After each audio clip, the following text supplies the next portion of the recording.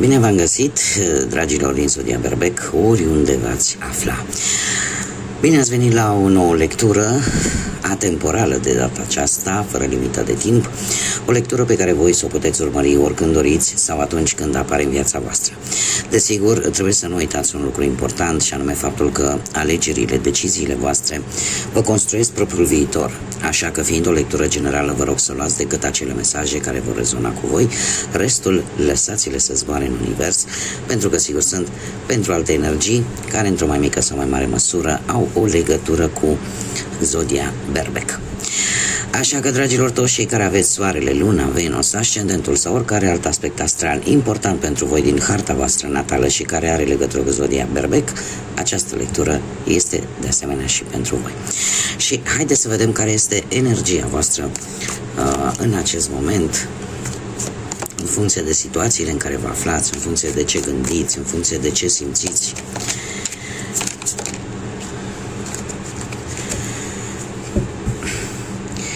O lună crescătoare. Dragilor, energia voastră este una a progresului. Se pare că în cel mult o săptămână sau 2 săptămâni se va face o schimbare foarte puternică. În sfârșit, dați pașii finali pentru a ajunge la punctul la care voi vă doriți. Sunteți puternici și eu aș zice că câștigați cât mai mult teren. Da? Câștigați cât mai mult teren și, așa cum am mai spus, ceva se apropie să devină realitate. Haideți să vedem acum ce ne spune tarotul și să vedem care e situația actuală, ce nu este în favoarea voastră, ce este în favoarea voastră, ce puteți controla și ce nu puteți controla, dragilor din Berbec, sau cu legături importante cu această zodie. Să vedem.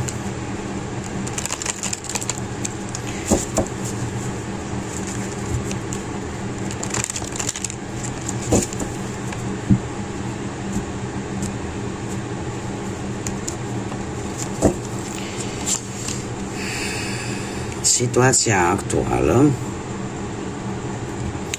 un 10 de cupe, interesant, un rege de monede, zodii de pământ,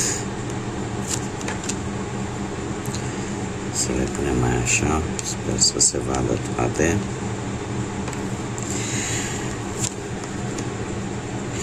Haideți să vedem situația actuală, dragii mei, cu acest 10 de cupe este una care implică de fapt un eveniment poate familiar, sau sunteți într-o relație fericită pentru destul de multă vreme, sau valorile voastre sunt foarte solide și încercați să vă urmați practic ce vă spune inima. Știți cumva care este drumul bun pentru voi. Poate că ați descoperit că sunteți importanți, poate la locul de muncă, și asta îți dă și mai multă încredere în tine. Poate alții au primit vreo veste despre un nou job destul de satisfăcător, sau poate cineva din familie te poate ajuta într-o perioadă mai restrictivă cu bănuții.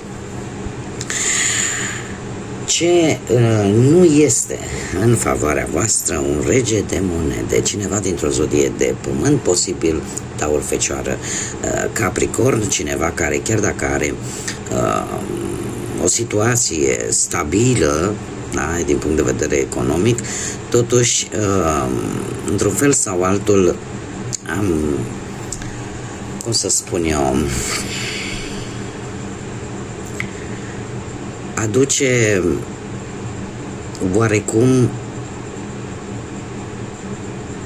sau să zic mai degrabă, cred că încearcă să te forțeze să te adaptezi la noi situații.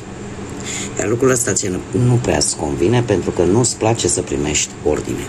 De asemenea, cei care știți că aveți ascendentul poate într-o zodie de pământ, Taur, Fecioară sau Capricorn, mare atenție, pentru că în fuga voastră pentru a avea o stabilitate economică, în ambițiile pe care voi le aveți, câteodată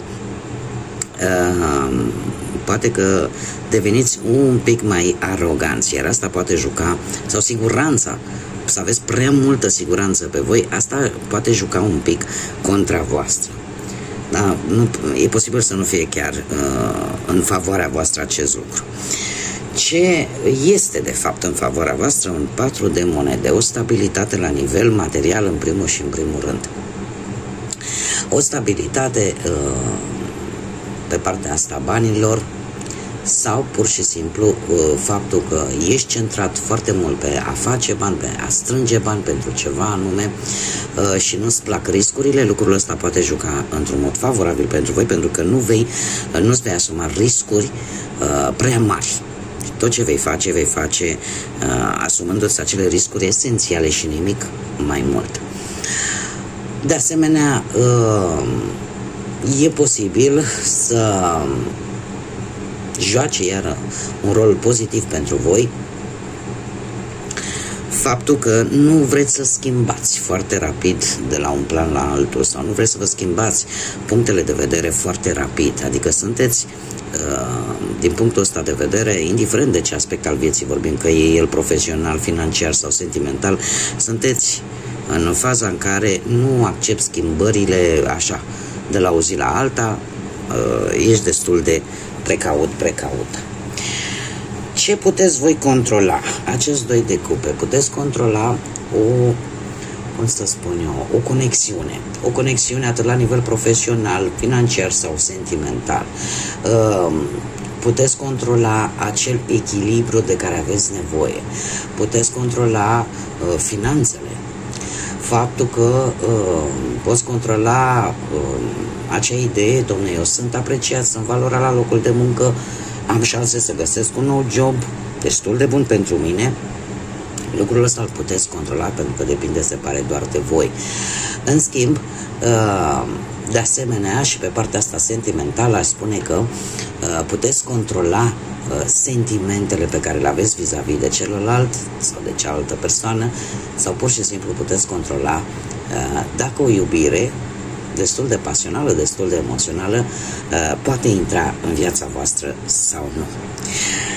În schimb, ce nu puteți controla, și aici avem soarele, nu puteți controla ceva care îți va schimba viața într-un mod foarte pozitiv. Nu puteți controla acele lucruri care vor veni în viața voastră sub forma unui rezultat foarte favorabil, foarte benefic pentru voi.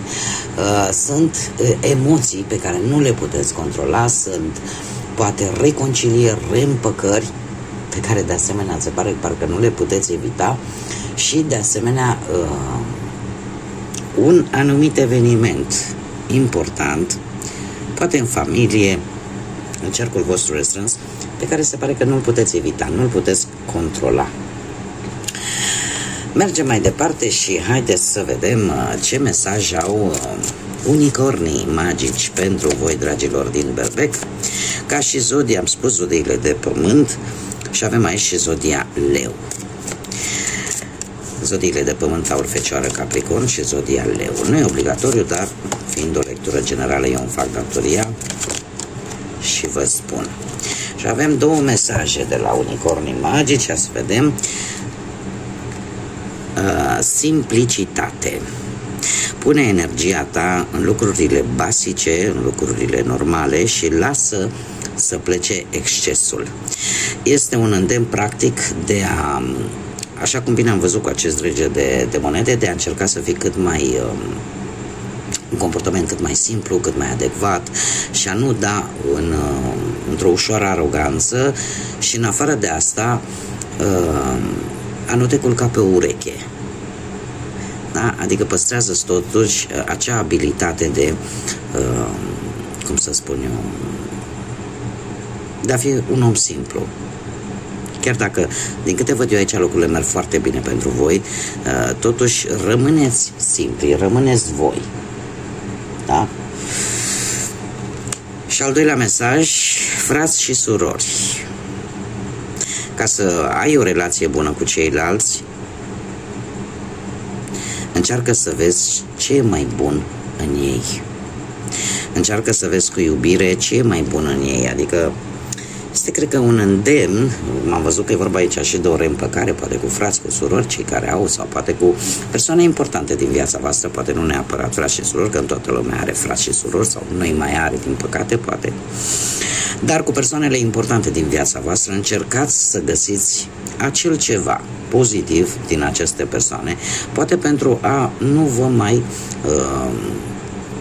cum să spun, să nu mai vă chinuiți în a vă crea o energie negativă vis-a-vis de aceste energii și a avea puterea și tăria într-un fel sau altul, poate de a ierta sau poate de a reconcilia anumite relații, așa cum bine am văzut cu soarele aici. Este ceva ce se pare că nu puteți evita și nu puteți controla. Poate să fie și ceva karmic, de ce nu, sau ceva legat de destin, de ce nu. Bun, dragii mei, cam atât am avut pentru voi astăzi. Eu vă mulțumesc pentru atenție, ca de obicei sunteți minunați. Mulțumesc din suflet tuturor celor care își aduc aportul prin intermediul like-urilor, distribuirilor, comentariilor voastre, faptul că vă abonați. Pe această cale vă invit, desigur, pe toți cei care rezonează, vă plac acest gen de lecturi și în general lecturile care eu le fac aici pe canal, eu vă invit cu mare drag și vă aștept cu mare interes la fiecare lectură să vă abonați și, desigur, am nevoie de sprijinul vostru în continuare pentru că aceste lecturi să ajungă la cât mai multe persoane și, de asemenea, e un stimulant pentru mine de a face cât mai mult conținut pentru voi. Până data viitoare, când ne vom reîntâlni, ca de obicei, vă doresc tot binele din lume, să aveți parte de tot ce e mai bun și de multă inspirație, de multă energie pozitivă. Așa că până la o nouă lectură, numai bine și să fiți iubiți!